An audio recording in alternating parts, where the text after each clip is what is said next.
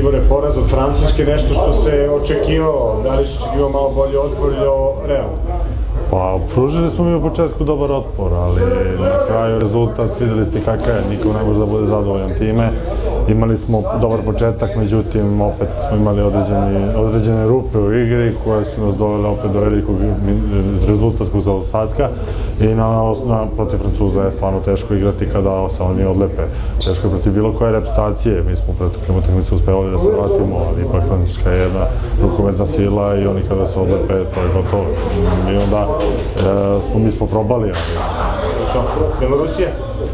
Pa ništa, imamo opet 2 dana da se spremimo, znamo ih, poznaju i nas, igrali smo u grupi, ostvarili smo tamo nerešen rezultat, do duše imali smo onaj bolan poraz u Nišu, ali mislim da posjedujemo kvalitet da ih pobedimo, kao da možemo da igramo s njima i ja mislim da je ta utakmica dosta važna za psihološki moment svih nas, da se oprostimo od ovog prvenstva s pobedom.